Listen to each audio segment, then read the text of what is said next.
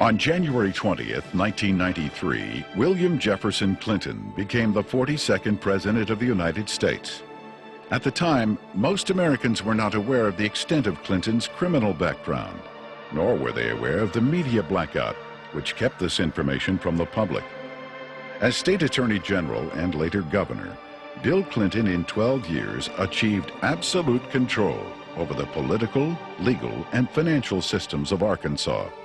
As president, he would attempt to do the same with the nation by bringing members of his inner circle with him to Washington. The hijacking of America was underway, and its impact on future generations would be incalculable.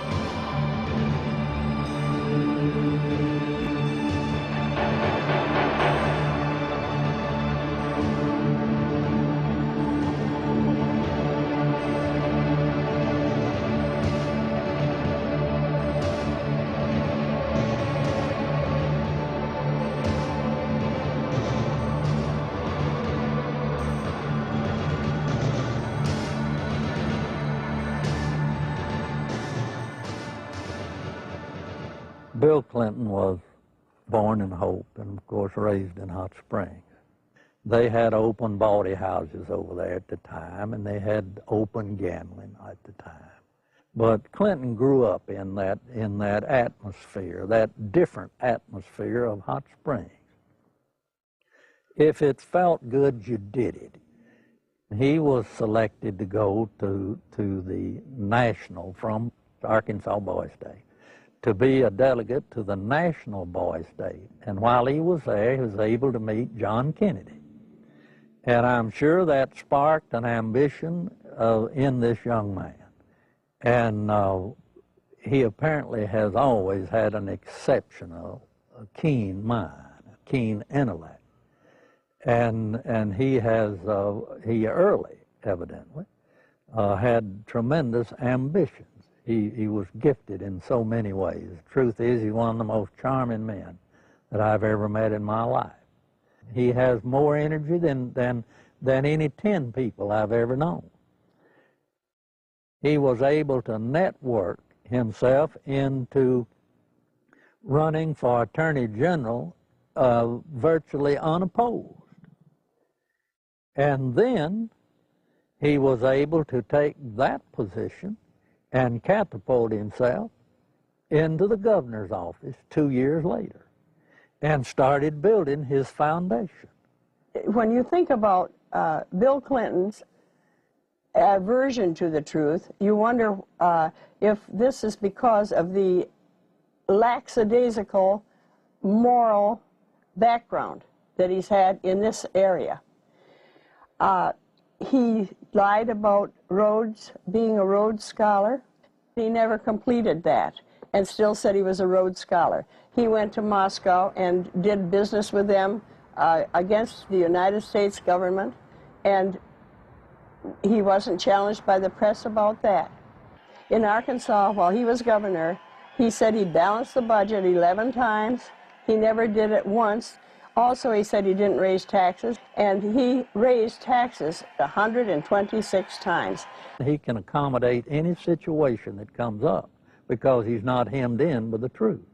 I've never felt that Clinton, consciously or unconsciously, was hemmed in with morality. I first met Bill Clinton in the mid to late 70s. He was an up-and-coming politician.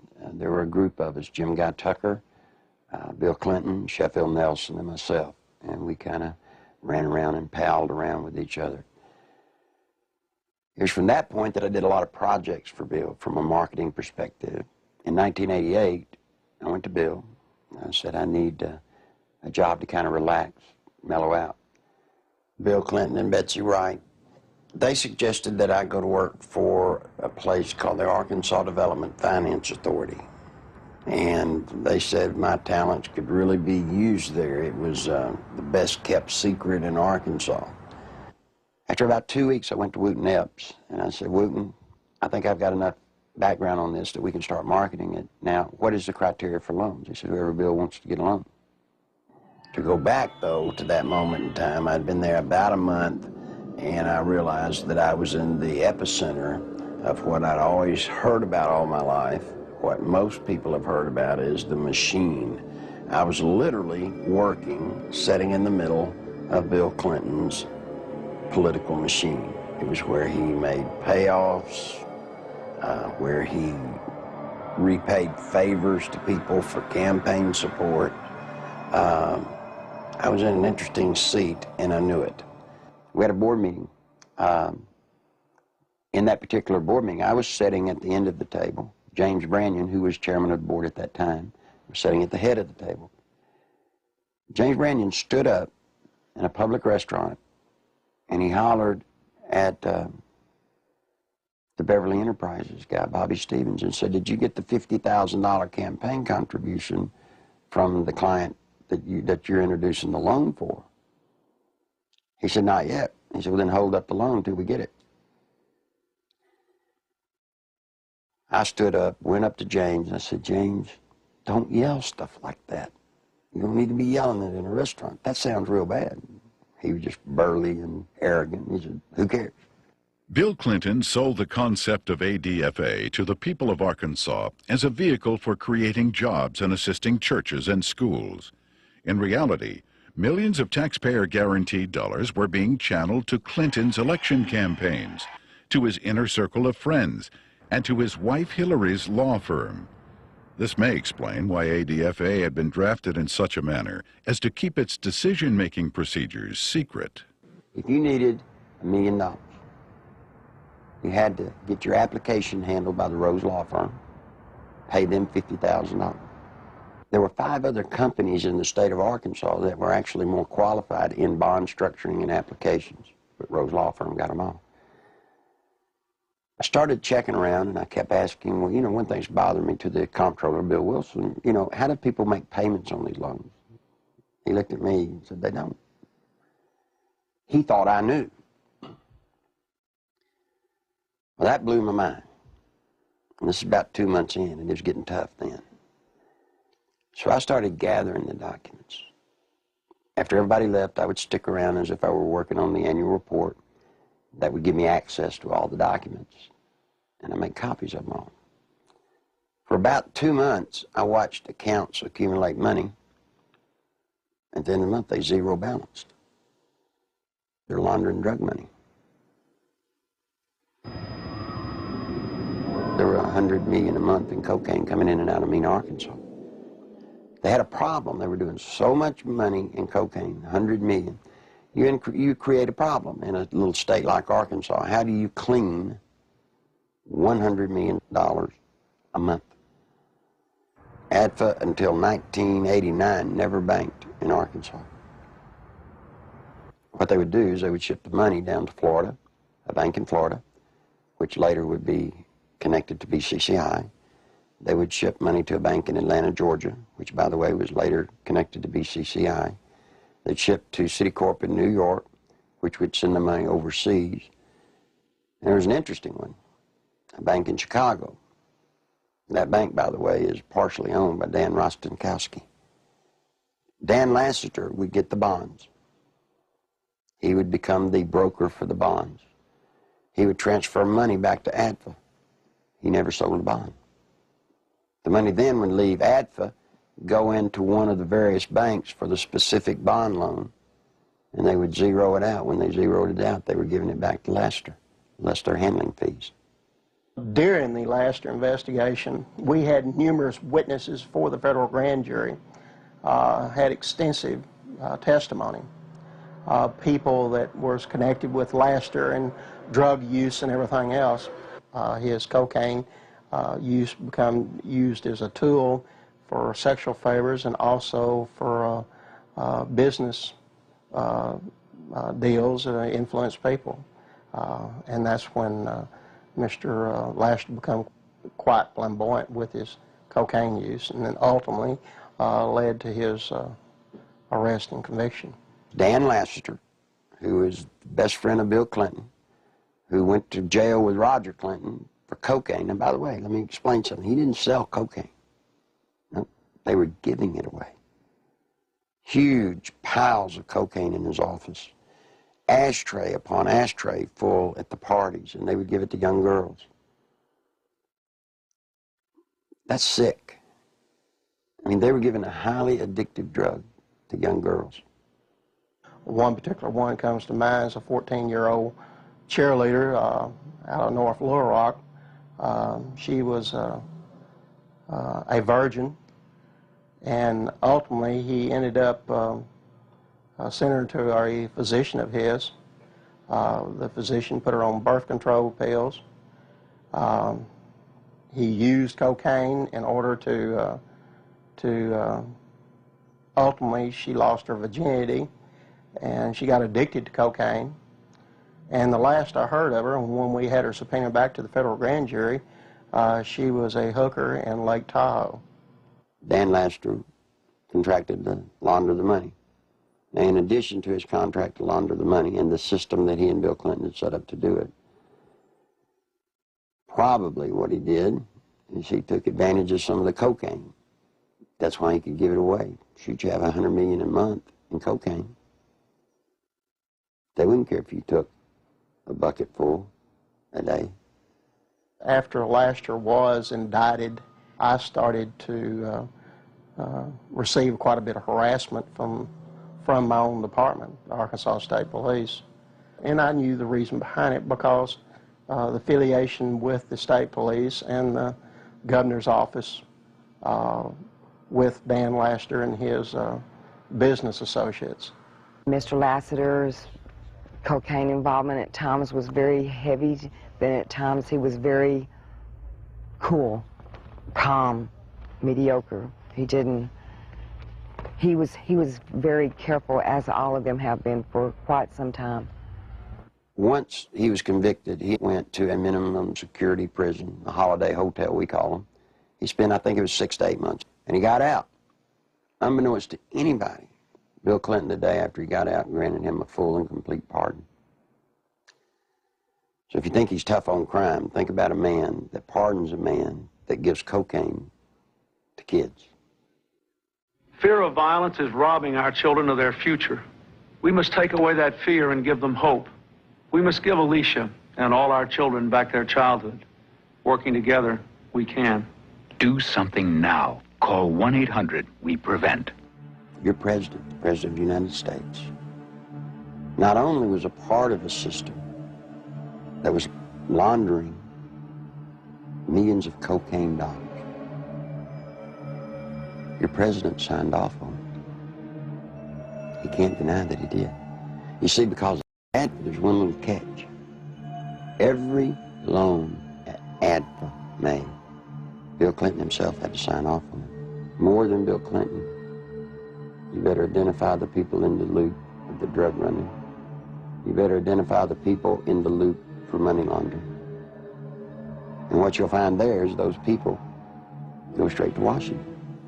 Act 1062, if you look at it, it says that ADFA was developed and created to provide low-interest bond loans for churches, schools, colleges. So now look what happened to our legislature. They voted on a bill creating ADFA, thinking that they were getting money to colleges and schools to buy books and so forth. What better way to run thousands of, tens of millions of dollars, launder it, clean it up, and use the cover of a state agency to do it. The first loan made at ADFA was made to Parkometer, a company called Parkometer. Seth Ward was the owner. As I started looking, I found out that the Secretary Treasurer was Webb Hubbell. Then I found out Webb Hubbell was Seth Ward's son-in-law. Guess who drafted the legislation creating Act 1062, which created the Arkansas Development Finance Authority? Webb Hubbell. Guess who introduced the legislation to our legislators and got it passed through our House? Webb Hubbell. Guess who got the first loan? Webb Hubbell. Imagine this. Guess who did the audit and the evaluation of the application? Rose Law Firm. You guessed it. Who signed it? Webb Hubbell, Hillary Clinton. You see, that's against the law in Arkansas. You can't investigate yourself when the good faith and credit of the state of Arkansas is involved in a bond issue. He broke the law. Good Lord willing, creek don't rise. Mr. Hubbell will be serving some time in the pen for that one. Ironically, Webb Hubbell, a senior partner at the Rose law firm, was chairman of the Conflicts of Interest Committee at Rose.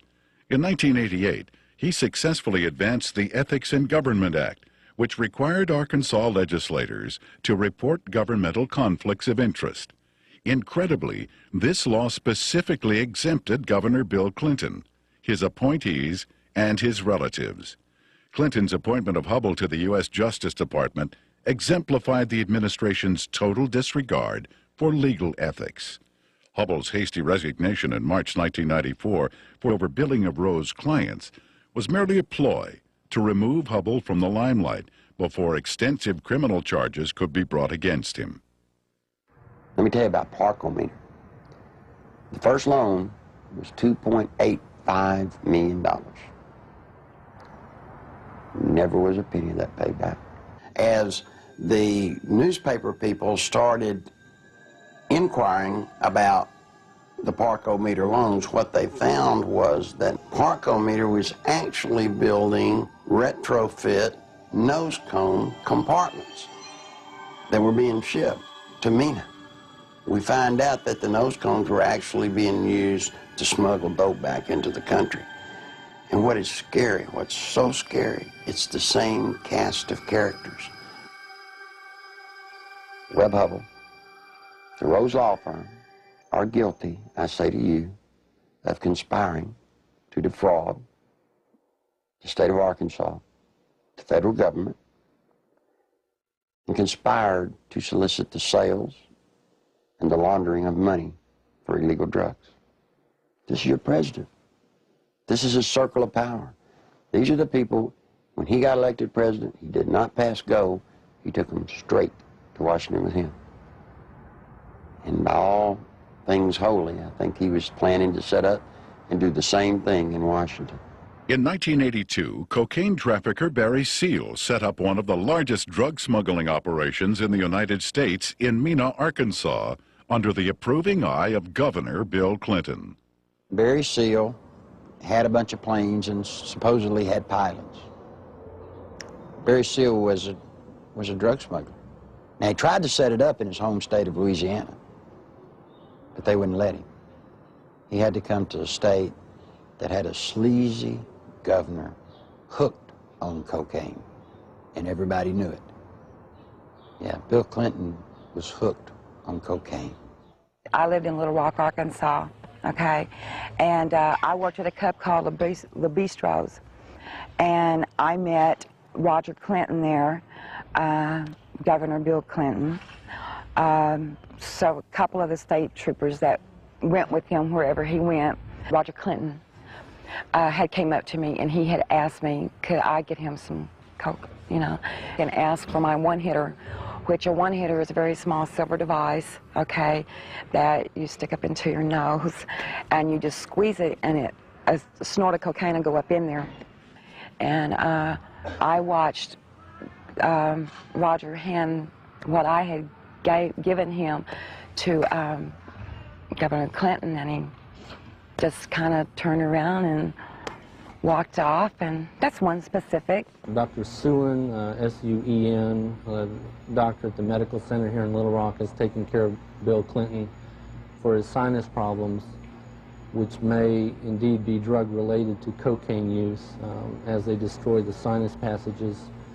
Governor Bill Clinton was taken into the hospital, I believe it was the medical center, on at least one or two occasions for cocaine abuse and overdosage, in which he actually had to be cared for at the hospital. It led to toga parties. And if you're not sure on what a toga party is, I've had to clarify this in the past. A toga party is where you wrap yourself in a sheet most of the time. The people at the toga parties were Governor Clinton, now President Clinton, Attorney General Steve Clark. Okay, he was there a few times. Members of the Arkansas State Police, you know, along with Roger and, you know, other people. They began to dance around, do the cocaine in one room, have sex in another room, because in the Coachman's Inn, the rooms were adjoining, you know. And to be quite truthful, you end up with somebody in particular, and you 9 times out of 10 end up having sex. And there was cocaine there. I know. I'm the one that made sure it was there. I've talked to the manager, the assistant manager for the apartment complex where Roger Clinton used to live. They've all said Bill Clinton did drugs. They saw him. I've talked to a lot of other people who have all, just like the people at the apartment complex, said, hey, John, get us to a congressional hearing. Yes, we'll sign sworn affidavits. These people want to be sure when they come forward that something's done about it, because they fear for their life, but they really want the truth to get out. I was there, coming there with Roger one night, and back in the back part of the mansion there's kind of like a living quarters type thing, and we would all get together out there and do cocaine, you know, and no, Miss Clinton wasn't there at the time. In 1983, I was made aware that Sheriff Hadaway and one of his auxiliary deputies, Terry Capehart, were investigating a smuggling operation going on at the Vienna airport. They had an inside source of information. Mr. Seal, it was our understanding, was the one who had brought the operation into the Vienna airport, and that had initiated the beginning of the money laundering and the illegal activity. He said 1983 was his most profitable cocaine smuggling period ever. Said that the airplanes that he had placed at the main airport, there were 4 of them, a couple of Senecas and a couple of Panthers, and 1 or 2 stragglers here and there, different airplanes. He said they were purchased solely for the purpose of cocaine smuggling. There was, in my opinion, more than enough evidence to prosecute a number of people for crimes regarding the Barry Seal case at Mena. I snuck around, crawled through the bushes, thinking that I'd really have to hide to see them unloading the dope. Didn't have to. You could walk right up to the airport and they'd unload it right in front of you. They would unload it, they'd offload it. They didn't care. A certain degree of money laundering had taken place among these people that were associated with Barry Seal. What had not been done was to connect the dotted lines to ADFA. Because once you connected the dotted lines to ADFA, you had actually connected the dotted line to Clinton. In addition to the operations at Mena, small clearings in other parts of the state were used as drop points for money and cocaine. They had special cargo doors installed on the side without FAA permission, so that these doors could be opened in flight. They'd pull in, slide back, and the cocaine could be dropped out of the side in flight. When you have a public which is aware of an ongoing criminal enterprise, when you have an international cocaine smuggler who is high profile, and a lot of people know that they are operating in a small area. A lot of people knew about the money laundering. It was common gossip on the street because it was so blatant. And they see investigations ongoing for several years. And they keep watching for indictments. They know grand juries are convening. They know that witnesses are supposed to be providing evidence to a grand jury, yet year after year after year, no indictments are returned. People lose confidence in the system. Clinton had integrated a number of corrupt cops, judges, and politicians into high-level positions to ensure the continued success of the drug smuggling, money laundering operations. All was going well until a fateful night in the fall of 1987. On August 22nd, 1987, Kevin had spent the night with his friend Don Henry. They left Don's home around 12:30 or 1:45 on the 23rd of August in the early morning hours, and the next thing we knew, they had been run over by a train. There seems to be a small airstrip in the area. There have been sightings and reports of small airplanes flying very low with lights off in the area. I believe they saw something they shouldn't have seen. 3 weeks later, their deaths were ruled accidental by the state medical examiner, Fahmy Malek, and we disagreed with that ruling because we thought the evidence pointed to homicide. At that point, we had a lot of questions and no answers, and the facts didn't add up to what he was telling us, so we decided to get a second opinion and met with resistance from all fronts, both with our local law enforcement, with the state crime lab, with everybody that we turned to. We obtained court orders requesting samples of everything that the crime lab had for a second opinion, and Fahmy Malek resisted court orders. He refused to obey them. Ultimately, it was proven that Don Henry had been stabbed in the back and Kevin Ives' skull had been crushed prior to the placement of their bodies on the railroad tracks. However, Malek stood by his ruling that the boys had simply fallen asleep on the tracks. Malek had been kept in office at the insistence of Governor Clinton for a number of years, despite vigorous public outcry to have him removed. As long as Malek's rulings pleased the governor's office or state police, they were left to stand, no matter how implausible. Malek's obvious lack of medical knowledge reached a pinnacle when he ruled that James Milam, who had been decapitated, had died of natural causes. Yet Clinton, who had the power to remove Malek from office, insisted he stay. There were allegations of tampering with evidence in murder cases. There were allegations of perjury in different cases. It didn't seem to matter what Malek did. Clinton protected him. He made excuses such as he's overworked, he's just stressed out, he's underpaid. They gave him a $14,000 raise, which was an insult to my family as well as a lot of others in the state who to this day are struggling with asinine rulings in the deaths of children and other loved ones. I was outraged that protecting a political crony of Clinton's was more important than the fact that 2 young boys had been murdered. Dan Harmon was just a local attorney in the town of Benton, Arkansas. And after Don Henry and Kevin Ives were killed and their bodies placed on the tracks and run over by a train, he approached Linda Ives and the Henry family about trying to help them. He's a manipulator. Gives a great closing argument in court. He's been trained for years to play the game. He knows how to do it. He's very good at it. Mr. Harmon can win your confidence and make you think he's the greatest guy in the world. He did that to Linda Ives. He helped lead them down a path that absolutely led to nowhere on this case.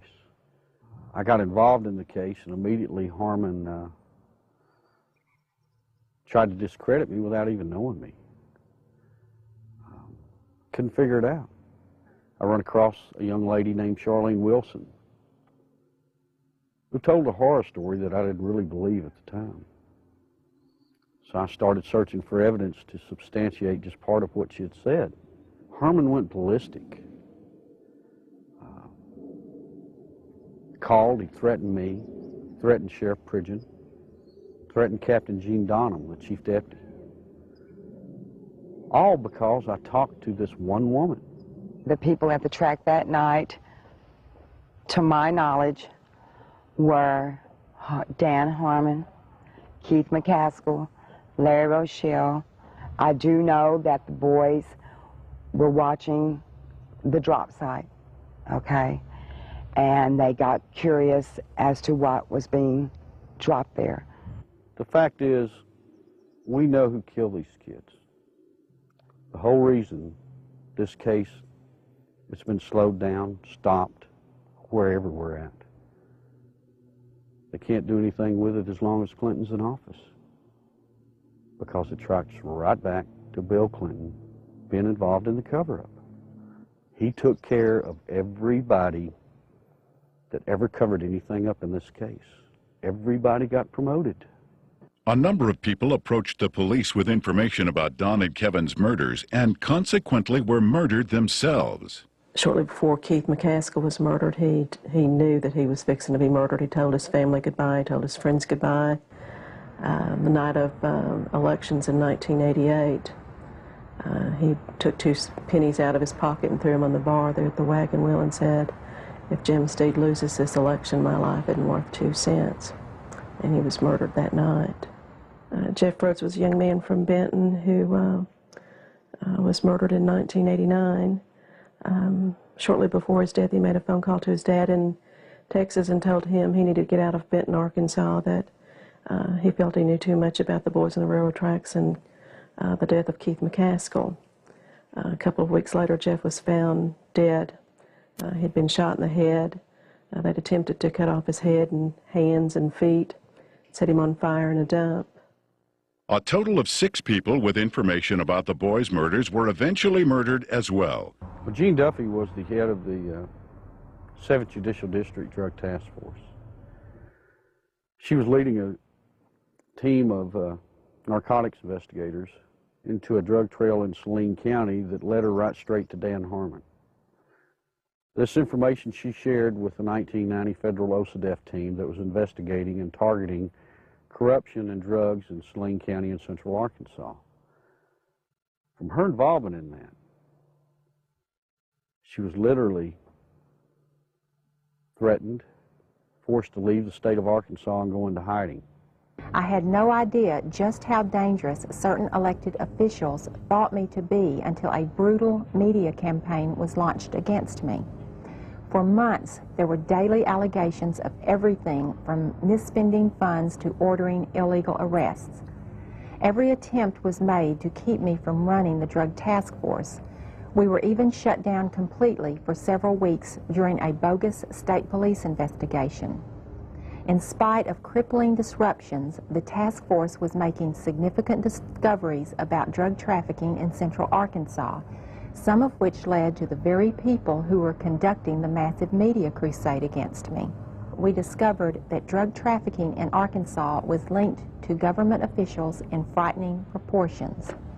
A great number of people came to me with testimony about astonishing criminal activity of very high-level public officials. Many were willing to testify before the federal grand jury. Robert Govar and Chuck Banks were the U.S. attorneys for the District of Arkansas at that time. I was subpoenaed to testify on behalf of the drug trafficking and the cartel, more or less is what it was, that had to do with Dan Harmon and what I call company, because there are there's a whole bunch of them that are involved. I was asked quite in depth about the drug trafficking that went on with Dan Harmon, Mr. Clinton, Roger Clinton. Although there was an abundance of evidence and word kept reaching me from members of the grand jury that they were ready to indict, no indictments came. Mr. Govar also insisted that he was ready to prosecute at least 2 key figures, but the holdup was his boss, U.S. Attorney Chuck Banks, who repeatedly delayed requests for indictments. Harmon had paid a visit to Chuck Banks, the U.S. District Attorney, who was in charge of that district. It's recorded, he signed in. He was there approximately 30 minutes, and up until that time, everything appeared to be running fine with the grand jury. Then, in November, Banks removed Govar from the case, and I was fired from the task force. From this point, the ordeal turned really ugly. In January 1991, one of the key targets of Govar's investigation, Dan Harmon, took office as the 7th Judicial District Prosecutor. Harmon immediately called a state grand jury to investigate the allegations against me. To avoid being jailed in Hot Spring County, which would have put me in serious danger, I left the state. In the meantime, Banks, who had taken over the federal investigation, attempted to give the appearance of carrying the investigation forward while systematically destroying it. He harassed witnesses, suppressed evidence, and finally announced in February of 1991 that the investigation had disclosed no credible witnesses or evidence against any public official.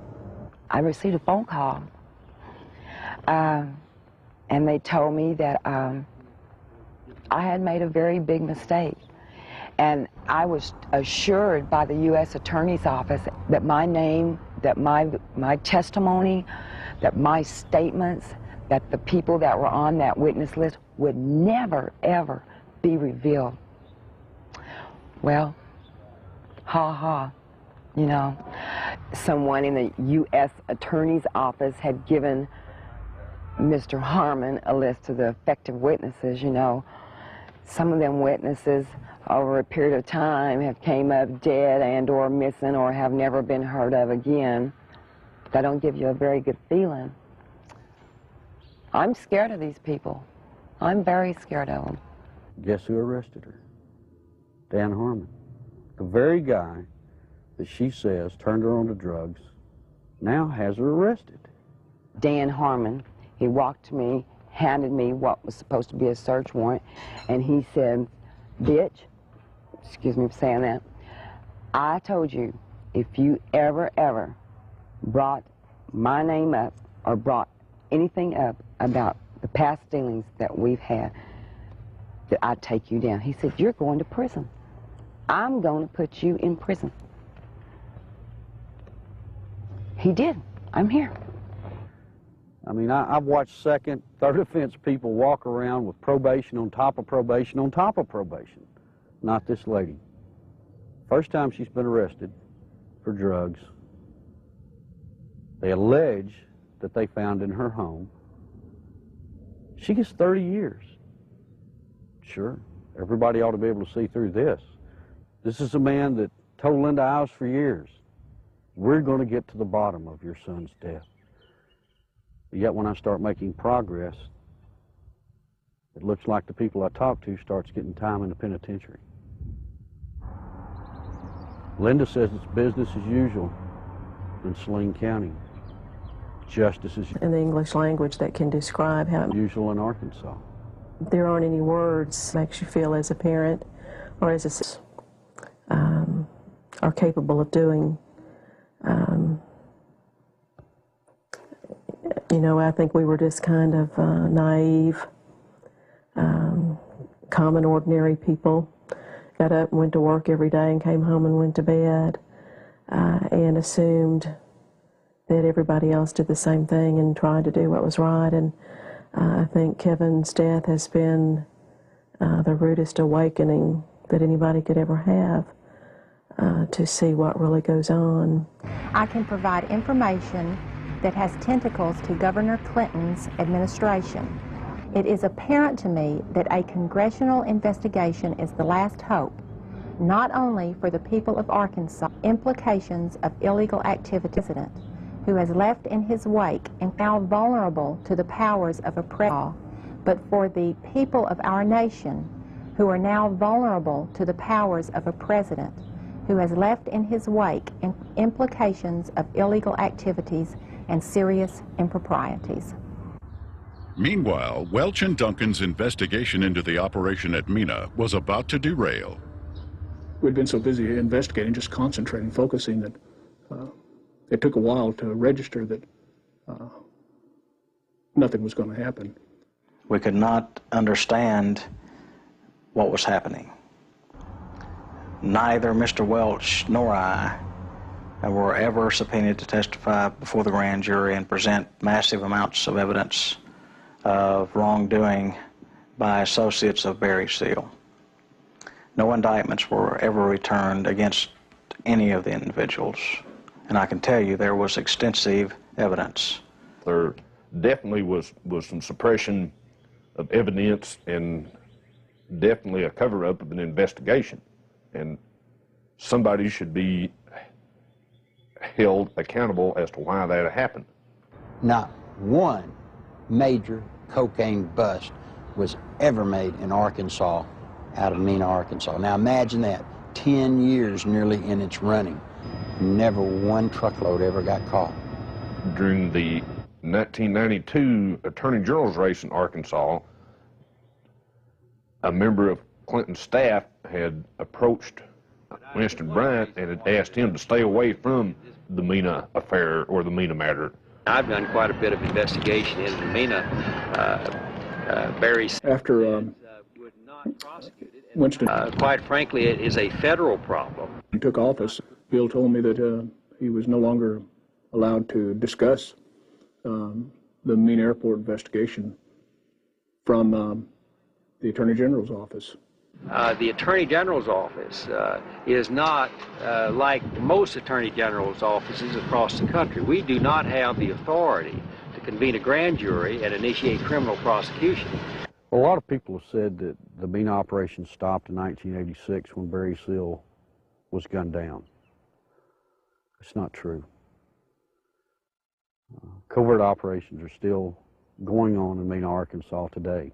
Now, if you stop and think, back when Bill Clinton was governor, he was asked about Mena. He said, well, that's a federal problem. I'm not going to get involved in it. Well, he's not the governor of Arkansas anymore. He's the president of the United States. We still have operations at Mena, Arkansas. This is his golden opportunity to take care of it. My question is, why doesn't he? I've always thought it was a wonderful thing to be able to serve your country as a federal law enforcement agent. And for 15 years, I did not encounter anything like the corruption which I encountered after the Mena investigations began. President Clinton's verbal commitment to a war on drugs has been negated by his actions. During his first weeks in office, Clinton revoked random drug testing for White House staff members. He eliminated 121 positions at the Office of National Drug Control. And he appointed Jocelyn Elders as U.S. Surgeon General, despite her well-known desire to legalize drugs. One of Hillary's investments, under the direction of Tyson Foods counselor James Blair, netted almost $100,000 on an initial $1,000 investment, a nearly impossible feat using legal methods. I can't read their minds or speculate, but I had absolutely no reason to believe that I got any favorable treatment. Coincidentally, Governor Clinton enacted a number of state regulations allowing Tyson Foods to grow into the largest industry in Arkansas. Don Tyson put in $600,000-$700,000 all told in all of Bill Clinton's campaign. Guess what he got out of it? He got $10 million. Guess from where? The Arkansas Development Finance Authority. And he never paid a dime for it. I had heard rumors of Don Tyson and his alleged cocaine use and distribution. And I went through the intelligence files and come up with enough that I thought was sufficient amount of evidence to launch an investigation on Mr. Tyson simply out of the Arkansas State Police intelligence files has been accumulated for years. A great deal of criminal investigation files were surfacing with Don Tyson's name mentioned in there as being involved with some drug and narcotics trafficking activities. So I interviewed some of the investigators who worked on the Tyson case.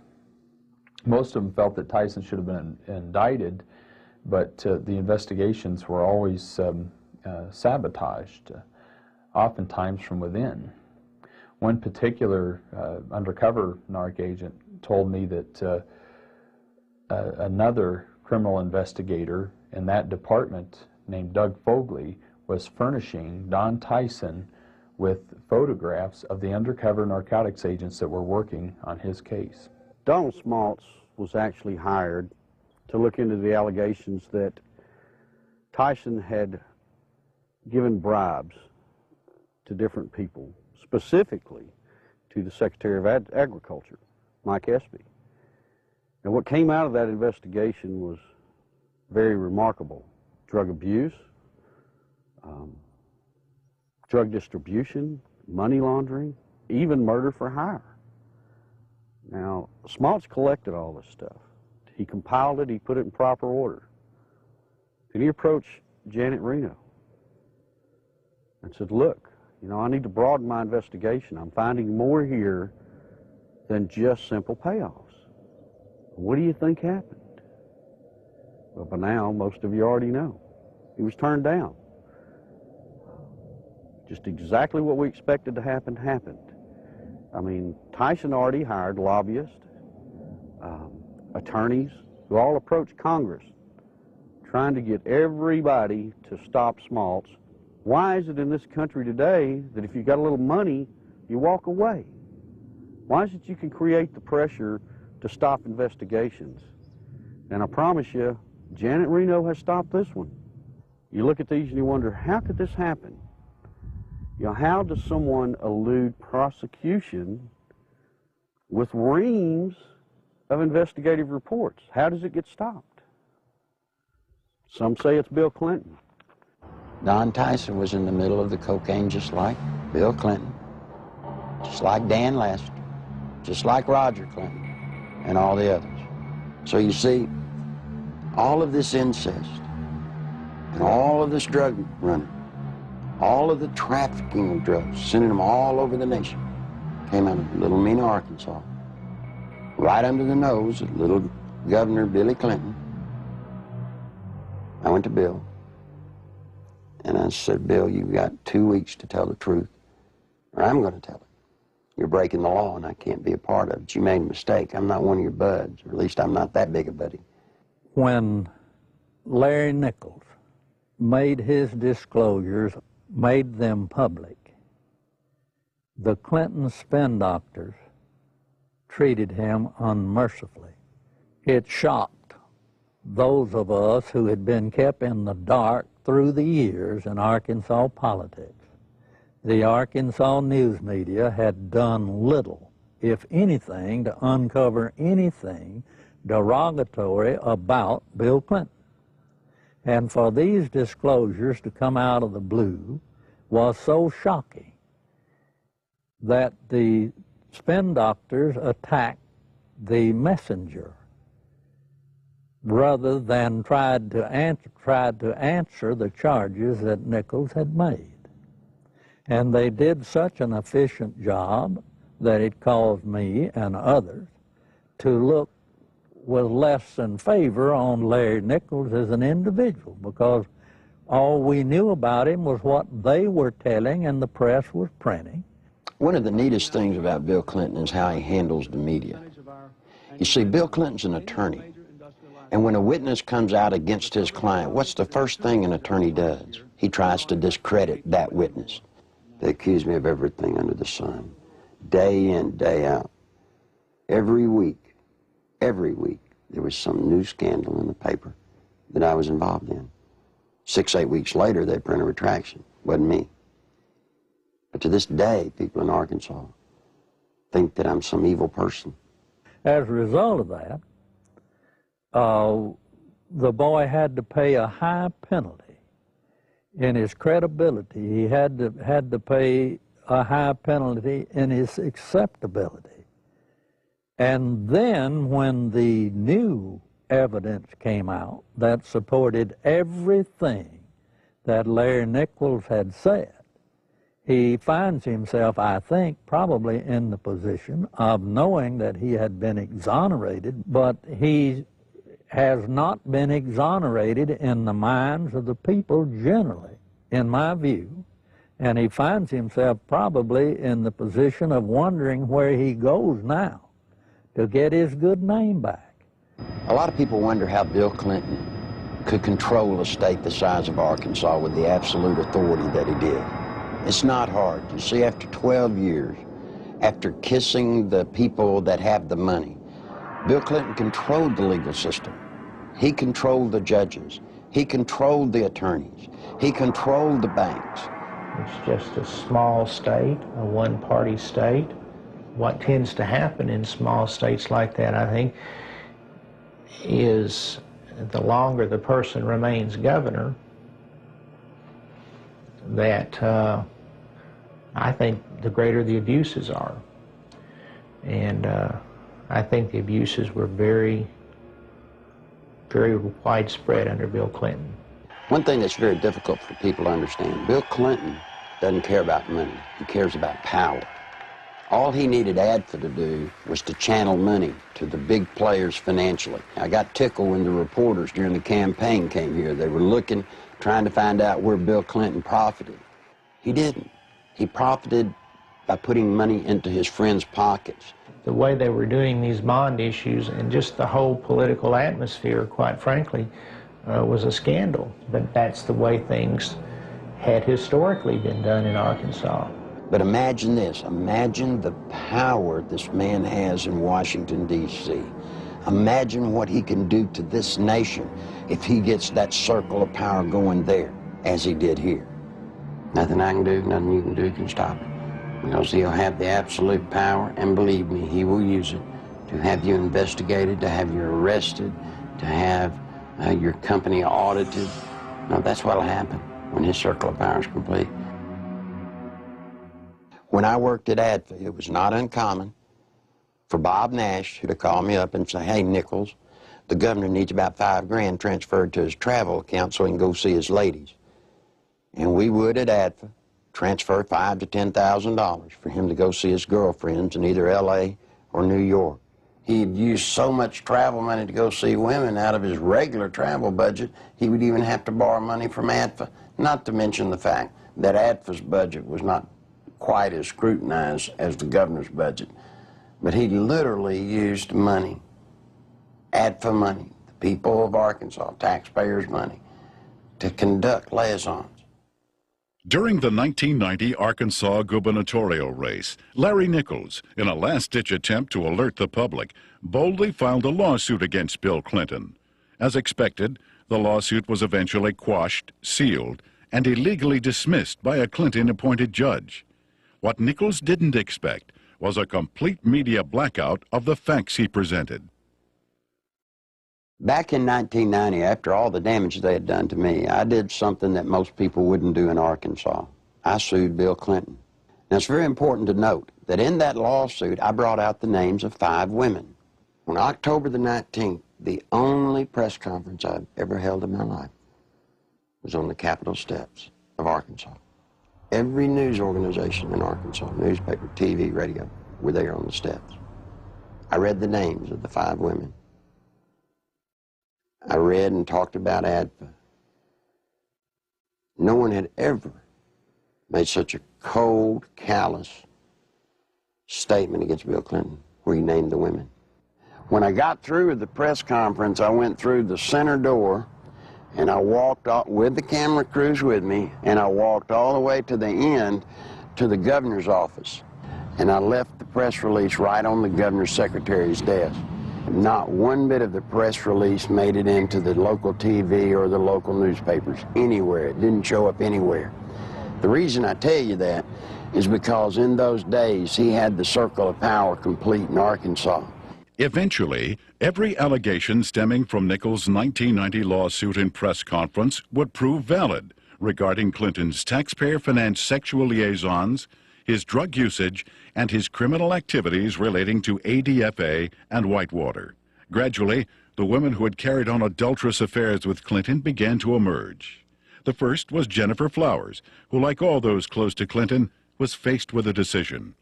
Either keep quiet and receive a government job, or go public and face character assassination in the press. Betsy Wright, Clinton's former chief of staff, admitted she had been hired to conduct media smear campaigns against anyone planning to tell the truth about the governor's sexual habits.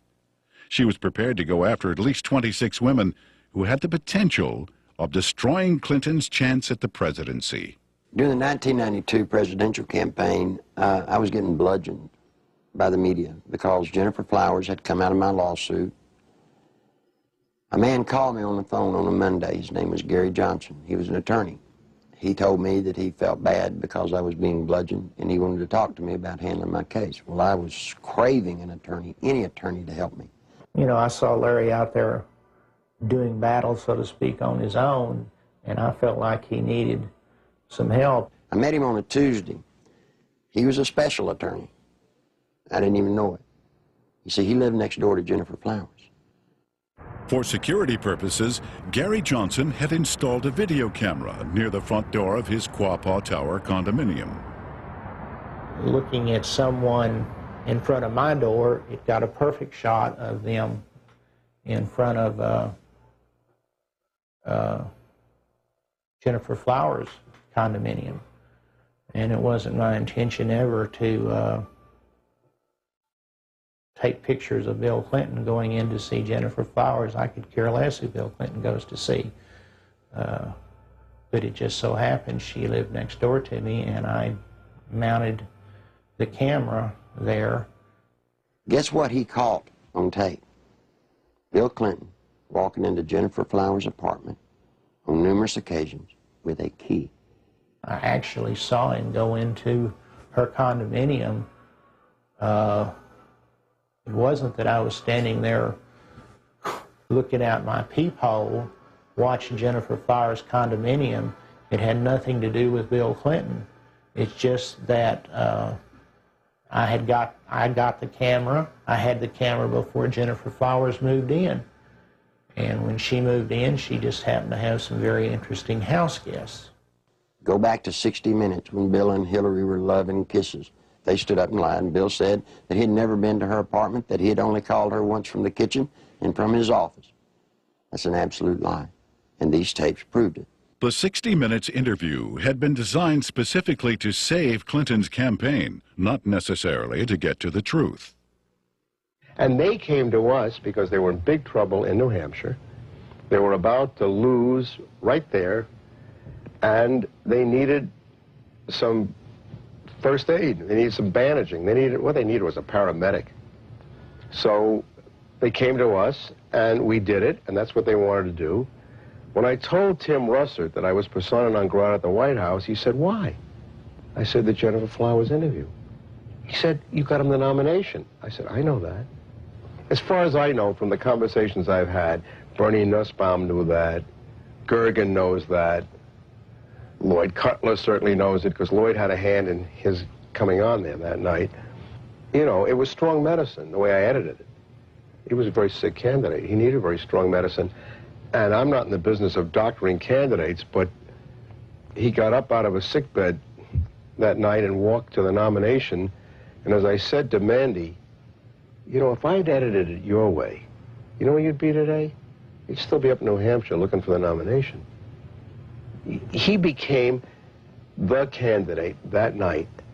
When the Jennifer Flowers story broke, that story was 100 times more creditable than the story that literally knocked Gary Hart out of the campaign. I had been Jennifer Flowers' neighbor. I knew that Bill Clinton wasn't telling the truth about that. Bill Clinton, I think, would do just about anything to save his political hide. He got threatening phone calls. He asked me, he said, "Will they hurt me?" I said, "Well, they hadn't hurt me." I don't know why I didn't worry more about that. Basically what they said was, you mind your own business.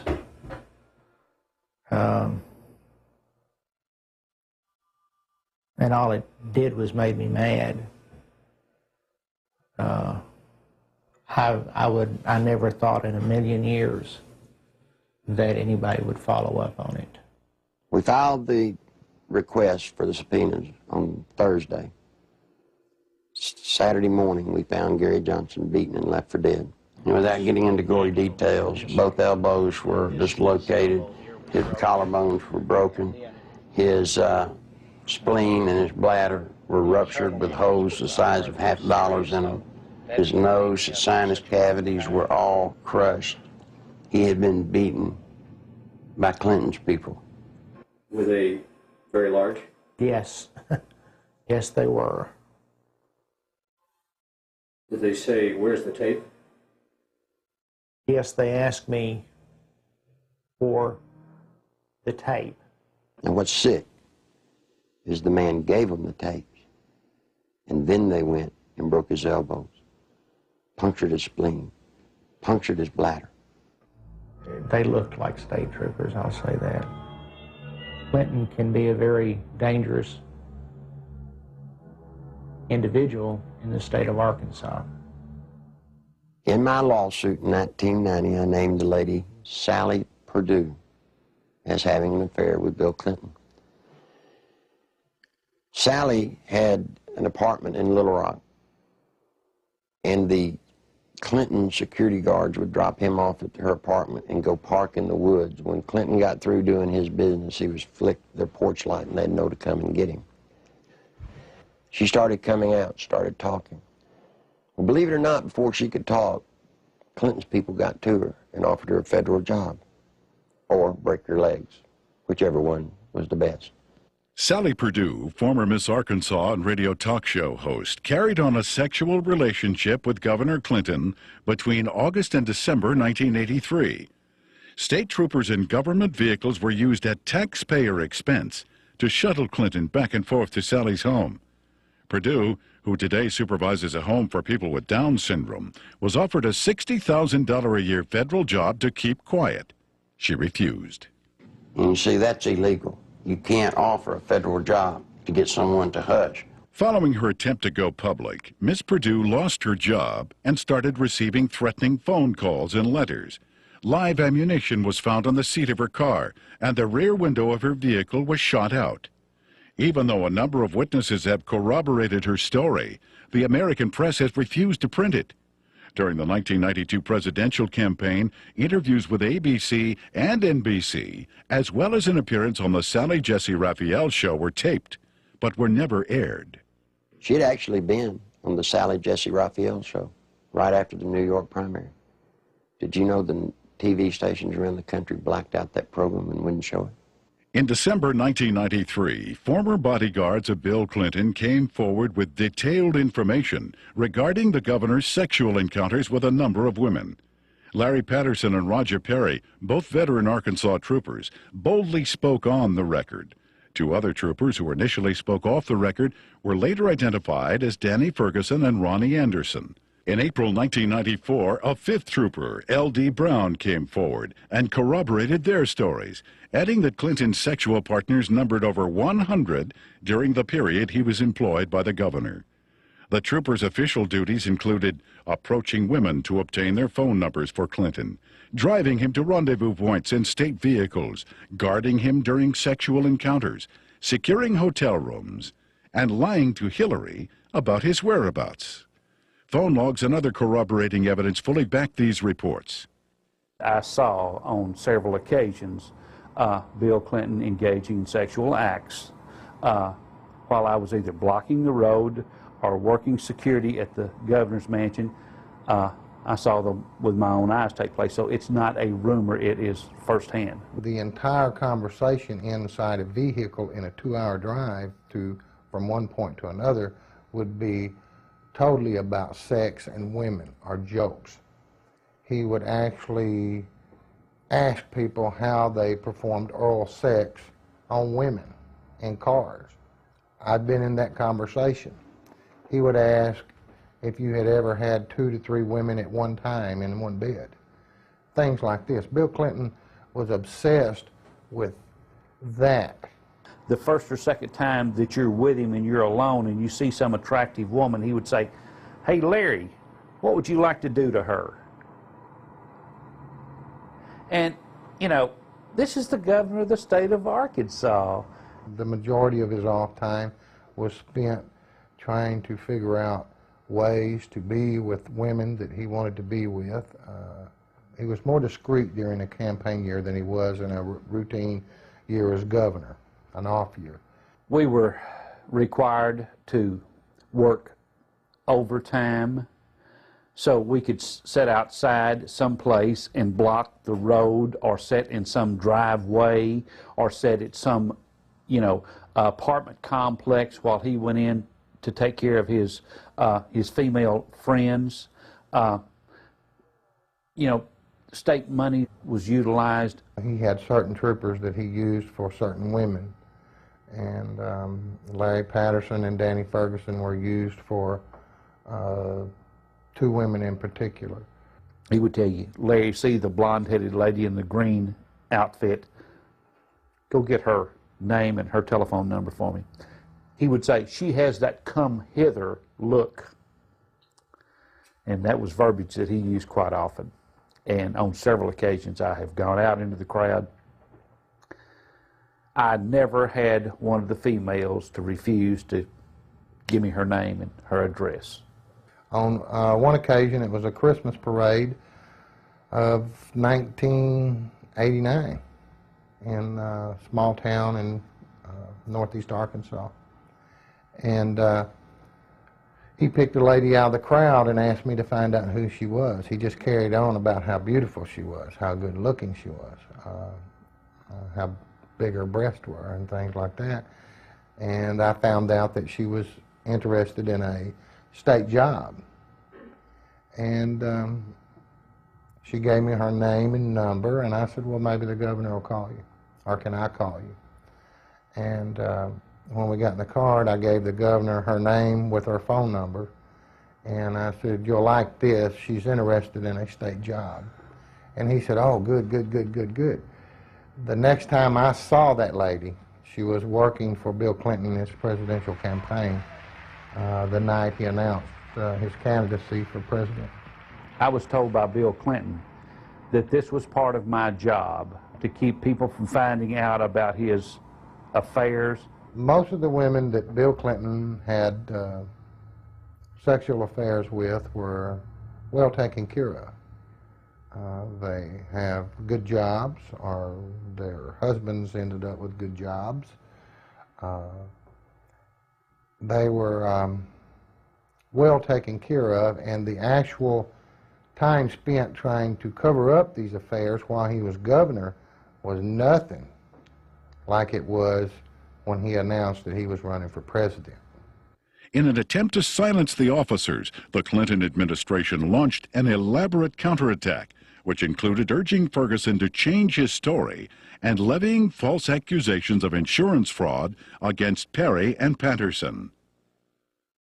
When Larry Patterson and Roger Perry came out, Clinton's security guards, they substantiated everything that I'd alleged in the lawsuit. These people were there, they were his bodyguards. But watch what happened. The same thing that happened to me, they planned to do to them. They roasted them in the media. They said they were committing insurance fraud. The evidence of that these state policemen have brought forward relative to Clinton's womanizing is being questioned by the spin doctors as not being credible. Yet it is more credible than the evidence on 90% of the people who are confined now on death row across America. Is this fair? Did y'all see the papers saying that the troopers were telling the truth and were found innocent?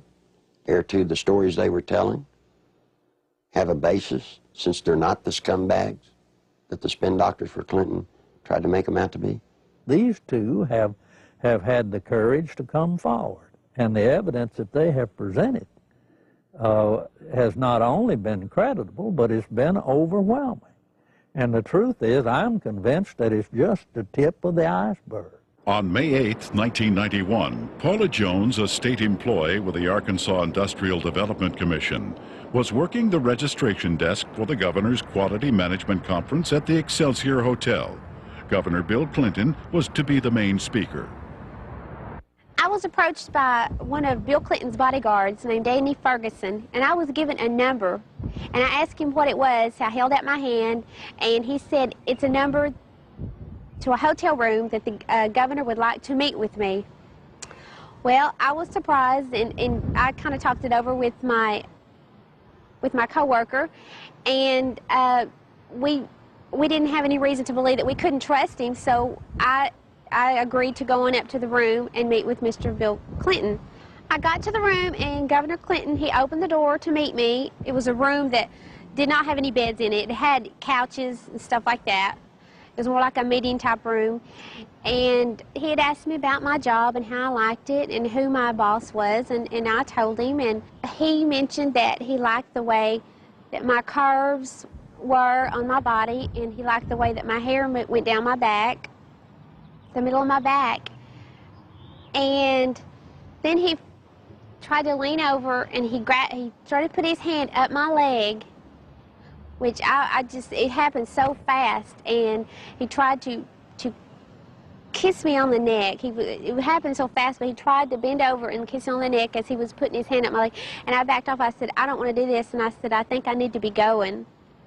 And then he got up before I even knew it and dropped his pants, and Bill Clinton asked me to perform oral sex on him, which I declined, and I jumped up, and I told him I needed to go immediately.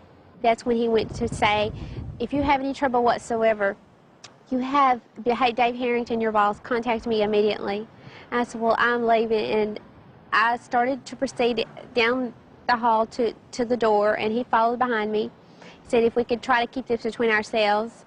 And I went down the elevator, went back to my registration desk, and I told Pam the whole story.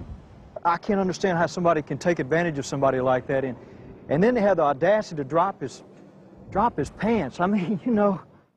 I'm not going to dignify this by commenting on it. Paula gave the exclusive to the Washington Post, and Mike Isikoff, we were going to be as open as we could with the Washington Post. And Mike told Paula that as far as he was concerned, that he believed Paula, and that he thought the story should be told. And Mike said they were ready to put the story out, and they were going to go to the editors and present the story to him. We heard that Mike got suspended from the Washington Post, and there was a big fallout between the editors of the Washington Post and Mike. Paula Jones filed a lawsuit against President Clinton, claiming sexual harassment. The same day, a massive media smear campaign against Paula Jones was launched. Think about a man that has no more regard for women than Bill Clinton does. They're just sex things. I don't understand the feminist movement being behind Bill Clinton. He hangs women on his wall like trophies. A number of women who have had sexual relationships with Bill Clinton have allegedly been given major career boosts in exchange for silence. Beth Colson received a judicial appointment to the Arkansas Court of Appeals from Clinton. Regina Blakely landed a job with CBS National in Washington covering the White House.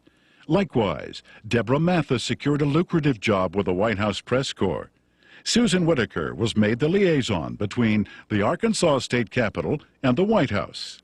Elizabeth Ward obtained a position with the Clintons' close friends, Hollywood producers Harry Thomason and Linda Bloodworth Thomason.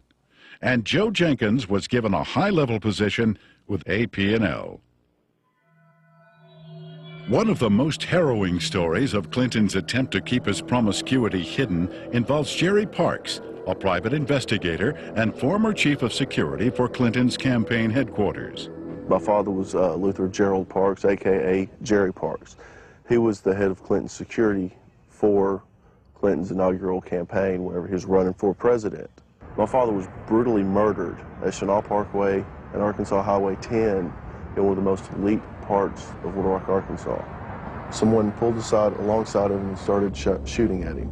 They cornered him, stopped him on Highway 10 as he was turning left onto Highway 10 off Chenal Parkway. They stepped out of the car after blocking his path. He was shot 5 times, once in the leg, once in the arm, 3 times in the chest. My father had a file on Bill Clinton's infidelity and his affairs that ran from approximately 82, 83 to somewhere between till about 90 to 91. The file consisted of pictures, time, dates, places of where Bill Clinton was at, where Roger Clinton was at, the type of drug use that Bill Clinton and Roger Clinton were involved in. I was the only person that would ever go with him when he would do his private investigative work. And I remember 4 to 5 times that I was with him, and that's what he was keying on. I saw Clinton with a lot of different women, a lot of different types, sizes, shapes, colors, one of them being Jennifer Flowers. You know, I was just like, wow. It was more neat than anything else that, you know, somebody that is this famous, this bigwig, can get away with this. This just blew my mind. Shortly before Jerry's death, the phone lines at his home were cut, the security system was disconnected, and the Clinton files were stolen. I believe my father was assassinated because he was the one link that could actually close everything and completely shut Clinton down. I feel that Bill Clinton had my father killed to save his political career. When I did contact Little Rock Special Investigative Services, they told me that they'd been pulled off the case 3 weeks prior to that. That just blows my mind on how when I hear they're making progress, all of a sudden they're pulled off the case. Something's not right there. Bill Clinton has been the way he is ever since I've known him. He hasn't changed. He will not change. People inside the White House today tell me that he's running sexcapades in and out of the White House like have never been there before. It's a disgrace to America. If we had known his background, the people of Arkansas would have never elected him governor of this state. And I charge the media of this state for not doing their duty and exposing these things that have since become matters of fact. He's a womanizing, dope-smoking, liar, and a draft dodger. I don't remember those being in the Constitution as exactly the model qualities we want in a president. I think the media has been part of the covering up of the actual true story of and character of Bill Clinton. I believed with all my heart that the American people had the right to know what they had been sold. Bill Clinton is not the person that they voted for. Voters who depend on the media for unbiased information regarding political candidates have been betrayed. Much of the information concerning ADFA, Whitewater, and Clinton's sexual promiscuity was known by the media as early as 1990, yet was kept hidden. The media's heavy pro-Clinton bias prior to the 1992 election was best summed up by Newsweek when they candidly stated, "Truth is, the press is willing to cut Clinton some slack because they like him and what he has to say." In May 1994, Newsweek added, "The national press has been restrained in its accounts of Bill Clinton's private life, and with good reason. Most of those who have made charges against him have been despicable people, jealous and stunted sorts." What an indictment about the media. You knew the truth about Bill Clinton. You just didn't like George Bush. I know Bill Clinton, probably as well as anybody. We used to train him on how to look straight into a camera and lie through his teeth. And you see, part of Bill's pathological lying is the fact that we've taught him how to believe the lie that he's telling. And once he believes the lie, then he can sell it to you as the truth. The world is at risk when the commander-in-chief of the United States of America is a man that will look at another government, who will make trade deals and lie through his teeth. Clinton could get us involved in a hopeless quagmire easily in Europe, in Africa, in North Korea, in any number of places, because not only of his ineptness and his lack of understanding, but his contempt for military things. This goes back at least as far as the 60s, in his college days, when he not only attended and participated in anti-American rallies, but organized them. Back in the, and incidentally, those were not anti-war rallies. Those were anti-American rallies. He has no loyalty to this nation. He has no loyalty to its fighting men. He has not enough integrity to have any loyalty to its population. He knows how to say the right things, but he's lied for so long that I really don't think he knows the difference anymore between the lie and the truth. Bill Clinton was dishonest on a daily basis. I mean, there's more dishonesty in his life than there is honesty. I mean, it's maybe being a politician in these days and times, you have to tell one group of people what they want to hear and another group what they want to hear. And if the truth conflicts, then so be it. The media has not been able to ascertain today that there's a human being sitting in the presidential chair of the United States of America that lies with everything he says. They still believe somehow in the office of the presidency. They still believe there's some integrity there. Attempts to keep the criminal activities of Whitewater concealed from the public were largely successful prior to the 1992 election. After that, however, the raging Whitewater rapids could no longer be contained. What the Clintons claimed as a simple money-losing investment was in actuality a series of complex business transactions and cover-ups, ultimately costing the American taxpayer more than $60 million. When this is all over, it's going to be the same story we've been telling for 2 years. We made a bad investment, we lost money, and there's really not much more to add to it. We have enforced higher standards against ethical conflicts than any previous administration. Whitewater may have begun as a legitimate real estate venture, but it came to be used to skim, directly or indirectly, federally insured deposits from an S&L and a small business investment corporation. When each failed, the United States taxpayer became obligated to pick up the tab. 2, the family of the former governor of Arkansas received value from Whitewater well in excess of resources invested. 3, taxpayer guaranteed funds were in all likelihood used to benefit the campaign of a former governor. 4, the independence of the United States government's regulatory system has been flagrantly violated in an effort to protect a single American citizen. People should not be able to raise questions and erode people's moral authority in this country. It quickly became obvious that Whitewater would engulf the Clinton administration if ignored. A twofold counterattack was put into action. The first was to win sympathy from the conservative populace, who were among his chief critics. Clinton embarked on a series of appearances heartily promoting himself as a born-again Christian who supports and practices traditional biblical family values. While the uninformed may have been fooled, those who realized what was happening were outraged at the blatant hypocrisy. This is a place where I have come to seek divine guidance and support and reassurance. You know, after Bill Clinton was in office for 2 days, he signed 5 executive orders, shedding more innocent blood, the blood of innocent babies. Then he went on to try and get homosexuals in the military. He put Jocelyn Elders in, trying to distribute condoms to our kids. Christine Gebbe, his AIDS czarina, promoting all kinds of vileness. This is an affront to heaven. The second phase of the counterattack was to appoint Robert Fisk as special prosecutor to head up the investigation into Whitewater. That same week, the Rose law firm began shredding documents. The lady came to me scared to death, wanted to come out and tell the truth. I said, "What's the matter?" She said, "They're shredding documents at the Rose law firm." Well, I tried to tell the media. The media said there was no way that could be going on. Well, in came a journalist from a Washington newspaper. He goes over, investigates what I told him. And you know what? The very week he investigated, guess what they were doing? Shredding documents right there at the Rose law firm. They had his initials pretty much all over it. Everything from the box to the manila files to, I even saw his signature on with the Rose firm letterhead. You see, all of the Whitewater documents, they're getting rid of. They're getting rid of them as fast as they humanly can.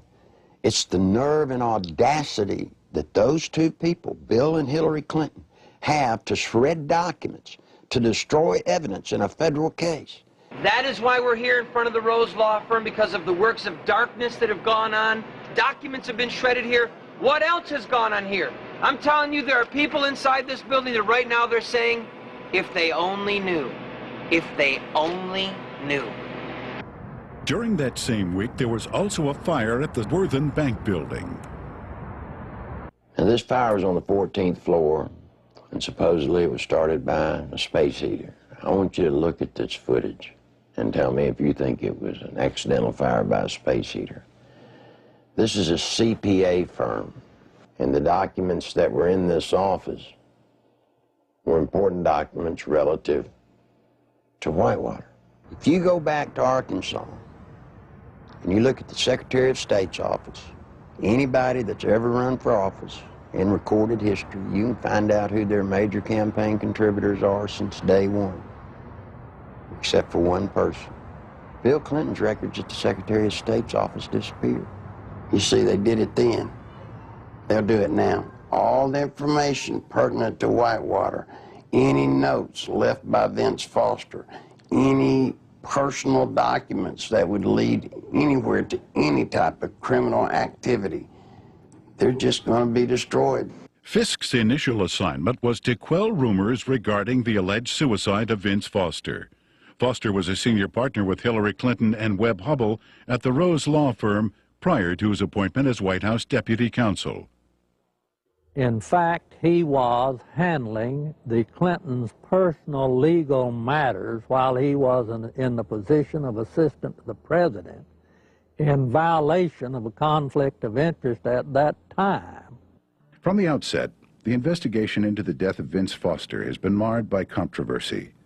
At Bill Clinton and Attorney General Janet Reno's insistence, responsibility for the investigation was turned over to the Park Police, even though Foster's death fell within the jurisdiction of the FBI. Not until his death had sufficiently developed into a full-fledged scandal 7 months later would the FBI be allowed in. The results of the FBI's investigation, along with the findings of the Park Police and coroner, were incorporated into a report issued by Special Counsel Robert Fisk. The report, released June 30th, 1994, confirmed suicide as the cause of death.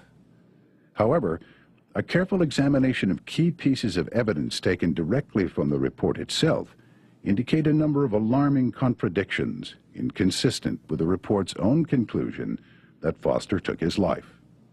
The official coroner's report depicts a large gaping 1-inch exit wound located 3 inches below the crown of Foster's head. According to Fisk, the area surrounding the body at the park was meticulously searched to a depth of 18 inches, but no brain tissue or skull fragments were found. An FBI analysis found none of Foster's fingerprints on the gun, despite the fact the gun was found in Foster's hand. However, the FBI did make one extraordinary discovery. One latent fingerprint was visible on the underside of the right pistol grip, approximately 2 inches from the base of the grip. This print did not belong to Foster. No attempt was made to determine the identity of the person whose print was found on the gun's hand grip. Gunpowder was found on Foster's clothing, which did not match the gun found in his hand. Fisk speculated that gunpowder of a different type was accidentally blown onto Foster's clothing by an exhaust fan in the Park Police laboratory. However, once again, Fisk was not able to support this theory with any evidence. One of the most crucial pieces of crime scene evidence, the fatal bullet, has yet to be found. A thorough FBI search of the area, which even uncovered artifacts dating back to the Civil War, yielded over 70 pieces of metal, including 12 modern-day bullets. Yet, none of them matched the gun found in Foster's hand. Against standard police procedure, not one resident living nearby was ever contacted during the investigation to find out if a gunshot was heard.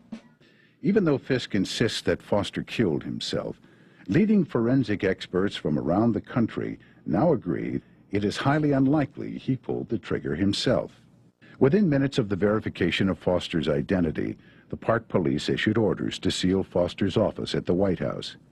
David Watkins, Clinton's administrative assistant, assured the police he would take care of it. He lied. Immediately, high-ranking members of Bill and Hillary's staff began ransacking Foster's office, removing important and possibly incriminating documents. The people entering the office included Bernard Nussbaum, counsel to the president, Patsy Thomason, White House Administration Director and former assistant to cocaine distributor Dan Lassiter, and Margaret Williams, Hillary Clinton's chief of staff. Patsy Thomason was the top aide for Dan Lassiter when he was running his company and doing all the dope. You can only say that she was there taking care of Dan Lassiter's interest in the White House. As mentioned earlier, the Arkansas Development Finance Authority had been laundering its drug money through the Bank of Credit and Commerce International. BCCI collapsed in the early 1990s. Millions of depositors and taxpayers lost billions of dollars, making it the worst banking scandal in history. Heading up BCCI was former Defense Secretary Clark Clifford. The overwhelming criminal charges against Clifford were eventually dismissed by President Clinton. The attorney for Clifford and BCCI was none other than Robert Fisk. Fisk knew that a thorough investigation of Whitewater would eventually lead to ADFA and his former client BCCI. Fisk also knew he would never be able to complete his investigation since it is illegal to prosecute a former client. Fisk was not selected by the Justice Department to investigate Whitewater at all, but to simply subpoena documents and testimony, making sure they never see the light of day. The investigation of Whitewater is being handled by an independent special counsel whose appointment I supported. Our cooperation with that counsel has been total. Now think just for a moment. If there are papers that prove you did nothing wrong, then why would you destroy them so that they don't come out? Why would you hide behind subpoenas in the cloak of secrecy? No, see, Bill and Hillary Clinton have something to hide. And only through a congressional hearing does this nation have a snowball's chance of that truth coming to the light of day. That's the reason it's so imperative that the Congress of the United States rise to the occasion and meet their responsibilities to hold public hearings relative to this matter during this period of time, or justice will never be done. There are lots of people that come to me that want to tell the truth. They come to me, but they're afraid. They're afraid of losing their jobs. They're afraid of family members or themselves being hurt. Don't be afraid anymore. Bill Clinton doesn't own the world. He doesn't scare me. He shouldn't scare you. I wish all of y'all would do what I've done. Stand up. Stand up for the country. I want my daughter to know that if you stand up and tell the truth, you're okay. Right now, all she sees, if you stand up and tell the truth, you'll be destroyed. If you're a pathological liar, lie through your teeth, every breath, hurt people needlessly, you'll get to be president. You don't want that. I don't want it. If I had anything to say to Bill Clinton, you know what it'd be? It's bound to be a great burden to walk around lying from one thing to another, to never tell the truth. Bill, tell the truth. Come clean. All you may not get to be president, but the truth will set you free. It'll set all of us free, and it'll save the nation. I've still not been accused of anything wrong because I haven't done anything wrong. And I'm not going to do anything wrong.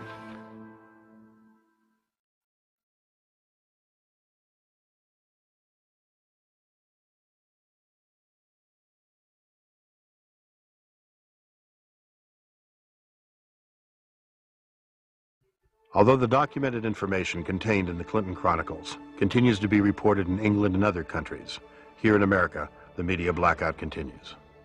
On July 14th, 1994, copies of the Clinton Chronicles video were hand-delivered to every member of the United States Senate and House of Representatives. On July 25th, documentation supporting the film was presented to Congress at their request. Whitewater hearings were scheduled to begin the next morning. However, the then House and Senate majority leaders, plotting with Robert Fisk to withhold evidence, refused to allow any of this documentation to be admitted. In addition, eyewitnesses willing to testify under oath who could confirm Clinton's involvement in the Arkansas drug smuggling money laundering operation were flown into Washington, but were barred from giving any testimony. Once again, the Constitution of the United States was undermined and the American people were not allowed access to the truth. That same day, a massive media smear campaign was launched against the Clinton Chronicles. Time magazine, Newsweek, U.S. News and World Report, and major newspapers around the nation simultaneously published false information about the video in an attempt to diminish its distribution.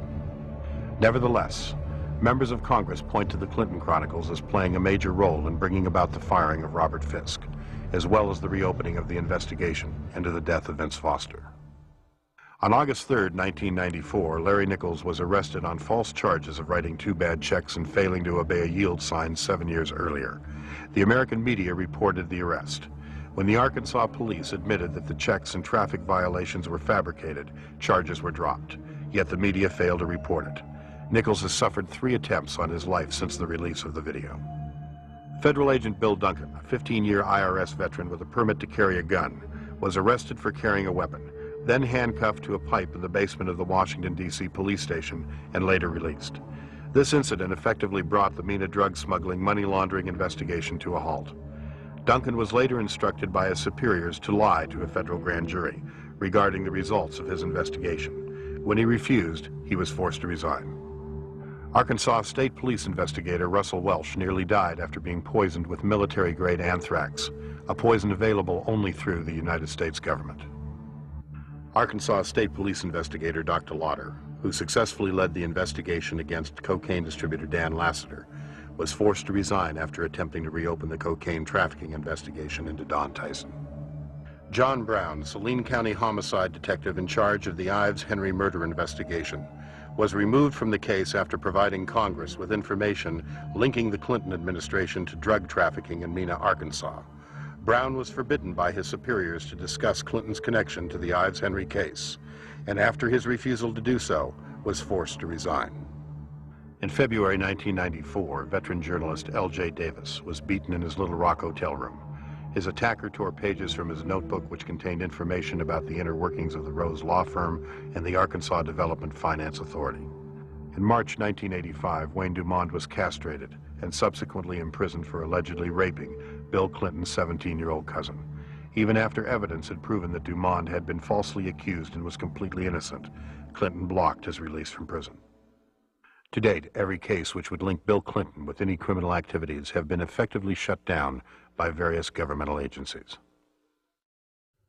The one office that all of us universally look up to, irrespective of what party or political philosophy we espouse, is the presidency of the United States. Since the election of Bill Clinton in 1992, we Americans, with sadness, have learned week after week to have different stories come out from around the country pointing up the reality that we have in the White House today, a draft-dodging womanizer who is a pathological liar. It's a very dangerous thing for America and a dangerous thing for the world. I can only, conclude that the responsible course for the House of Representatives to do is to introduce a resolution of impeachment against Bill Clinton. It is with sadness that I make this statement, because this action will introduce something that we Americans don't want to see in our political process. But we can't continue down the course of what we see unfolding before our eyes almost every week or almost every day. And the best thing for all of us is to get it out in the open and go forward and let the chips fall where they may. Under our Constitution, the House introduces a resolution of impeachment, and the U.S. Senate is a place where a trial takes place. And I think for the good of the country, for the good of the peace and tranquility of the Western world, this is the course that Congress should take.